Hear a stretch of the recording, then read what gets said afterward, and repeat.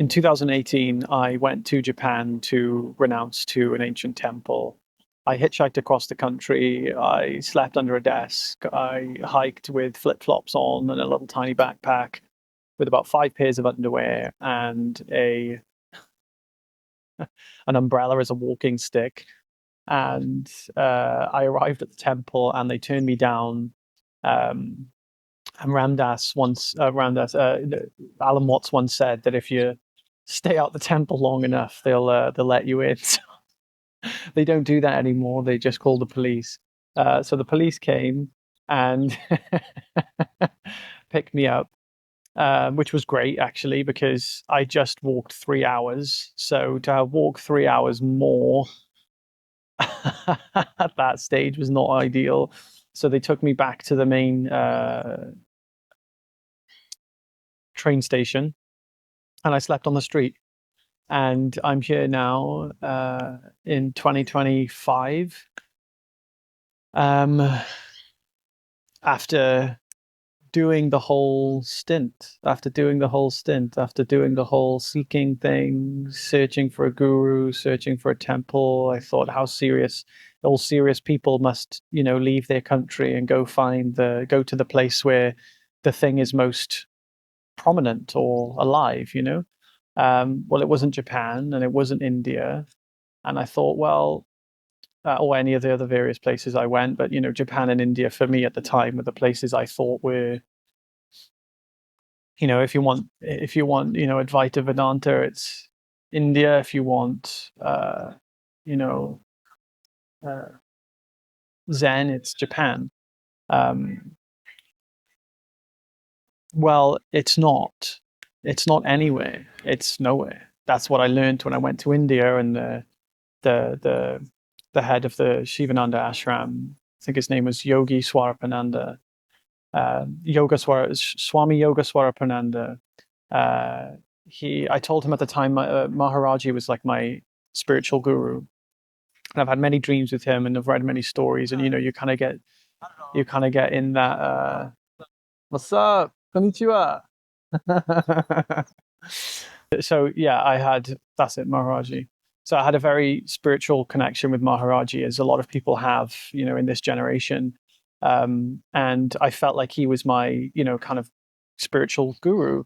And the Swami of the ashram told me in his office, it's a long story. I was waiting out their office for 3 days until I eventually just ran off after I'd seen him. I just guessed that it was him because the monks wouldn't let me. They didn't want me to like see him personally. But that story, I can pop that up on the page for you. He told me, he said, look, obviously speaking kind of like in, Indian accent, and usually I love accents, but I'm not doing that right now. He said, look, Maharaji once came to my temple, to this temple to this ashram that we were at right now. And at the time, I was a young boy, and I was in the ashram, and I was a young teenager, a young man, and I was wanted to head over to the other ashram, and I wanted to start like a new life in a completely different place and become, start doing. He said like he wanted to do like I think it was the transcendental meditation. I think that was with I can't remember his name, but anyway, he wanted to go over to the other ashram and start a new life there, because these guys, this is their life, right? It's like your home, your job, your family. It's like your entire life. And he said one day Maharaji just came up behind him, tapped him on the shoulder, and he turns around and he sees Maharaji, who's at the time a massive sage in India. You rarely get chance to see him. He turns most people away and randomly lets people in at certain times, and and he just travels. So this was a crazy experience for him because Maharaji is a renowned sage at this stage, and so he turns around and Maharaji's there, and he's like, shocked. And he says that Maharaji says to him, he says, "You're thinking of leaving the ashram, aren't you?" And he's like, "Yeah, how did you know that?" And he said Maharaji knew that he wanted to leave the ashram, and he said that he spoke to him about what he was doing, and then he said to him, "Don't leave the ashram." He says, "Meditation is wherever you are. One day you'll be the head of this ashram. You'll be the Swami of this ashram. So stay where you are." And he said, and lo and behold, I became the Swami of this ashram after Swami Shivananda and Swami, this other Swami, died. And so he says, now I say the same thing to you. He says, I realized that message wasn't just for me, that message was for you. He said, meditation is wherever you are. You don't need to go anywhere. He says, go back to your home in the UK and carry on living your life. And I didn't understand that at the time. And I felt distraught. I felt completely hopeless, because the one thing that I was still looking for, I thought I'd given up everything. I thought I'd given up my family, my friends, my potential to have kids, my potential to have a wife, family, anything that I wanted in life. I thought I'd given it up.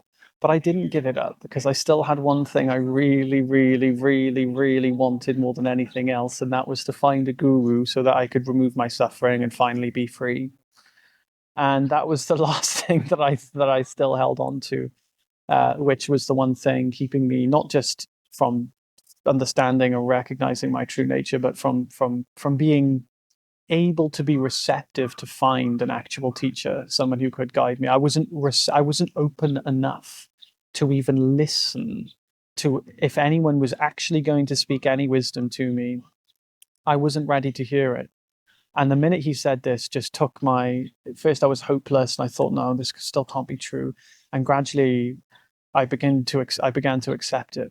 But the point I'm making is that we don't have to be anywhere to find the truth. This is just an old age tale of doing these types of things back when, the amount of content that you could receive was little intermittent bits and bobs here and there. If you went to another country to sit with at the foot of a guru, and then you'd get a couple of weeks, months, maybe years if you could, but then you'd still be only listening to them, and you wouldn't have any other alternative. That bird is demolishing a moth. What the? Where's the moth? Where are you? The other bird just swiped it. That was the maddest thing I've ever seen. What? Anyway, so one of the biggest lessons that I've realized is that we used to put this path it's presented in such a sacred way, in such a you really better do everything you can. You better leave the country. You better do this thing. You better renounce here. This is such an old idea that we no longer have to be in there anymore. And I think the internet wasn't the reason that this came about, that we could just have the best teachers really at our fingertips. And not just that, but the capacity for people to travel is just way better. It's just everything is more accessible. This ability to kind of be so receptive and open wasn't created by the internet. The internet was created by you could say, our natural evolution as a collective, being more ready to connect, being more receptive to communication, being more ready for that thing to happen. And the internet was just an expression of that. And then the internet, and then having these capacities to share on YouTube and do live Zoom calls and things like this, was just another expression of that. The old ways are not the new ways. The method, the essence in them, yes, it is the same. But we don't need the same requirements that we did 1,000 years ago, or even 100 years ago. We just don't. Even 50 years ago, we just don't. And the AI, just like the internet was an expression of our readiness and openness, AI and the singularity is another time as another time where the mind is evolving rapidly and expressing, and the AI is an expression of that movement. The AI doesn't create the openness. The AI is the expression of our readiness. So we are ready to wake up pretty promptly. And I would argue the children being born now, they're going to have everything fed to them on a platter. They will be open to the internet. They'll have seen all the mistakes that we've made as a society. And they'll have, I would say, a pretty decent time going through the spiritual path. Because, I mean, compared to what I've seen, and I've had people in the community who've told me that they've been on this path for, 30, 40 years, they've probably, they were, I would say, probably conditioned by a heavy amount of the old ways. So when the new ways came about, there was already so much spiritual conditioning, so much kind of misunderstanding and misinterpretation when it's not even necessary anymore. Most people are waking up just walking down the park. Most people, you don't even need to have a spiritual awakening to be unconditionally happy.